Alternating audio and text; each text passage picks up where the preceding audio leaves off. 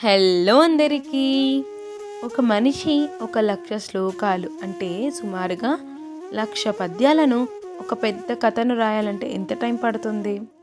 అది కూడా స్వయాన దేవుడే వచ్చి రాయడం మొదలు పెడితే.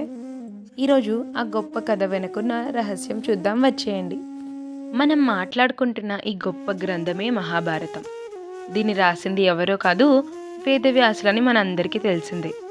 మరి ఈయన మనకు కథ చెప్పే వ్యక్తి మాత్రమే కాదు, కథలో ఉన్న ఒక ముఖ్య పాత్ర కూడా.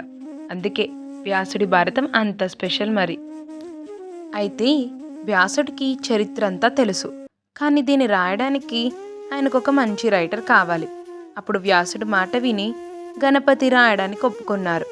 కానీ గణపతి ఒక పెద్ద కండిషనే పెట్టారు.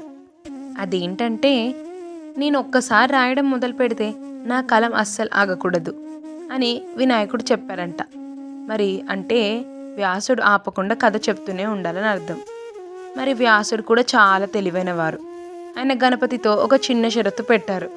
మీరు కేవలం రాయడం మాత్రమే కాదు, నేను చెప్పే ప్రతి శ్లోకాన్ని బాగా అర్థం చేసుకొని ఆలోచించి మాత్రమే రాయాలి అని చెప్పారంట. ఈ అగ్రిమెంట్ వల్ల ఏం జరిగిందంటే, వ్యాసుడు చెప్పే కష్టమైన శ్లోకాలు అర్థం చేసుకోవడానికి గణపతి కొద్దిసేపు ఆగి ఆలోచించేవారంట.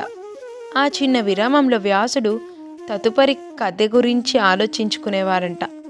అలా ఇద్దరు ఆపకుండా ఈ 1,00,000 శ్లోకాల గ్రంథాన్ని పూర్తి చేశారు.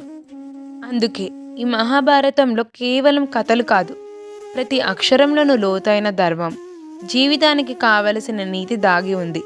దీన్నే మనం పంచమ వేదం అంటాం. మరి ఈ మహాభారత కథకు అసలు పునాది వేసిన వంశం ఏది? ఒక రాజు తన యవ్వనాన్ని కొడుక్కు ఎందుకు ఇచ్చేశాడు? తెలుసుకోవాలనుకుంటే షార్ట్ చూసేసేయండి. ఈ పార్ట్ చూడాలనుకుంటే do like, share and subscribe to చిన్నారి ప్రపంచం విత్ దివ్య.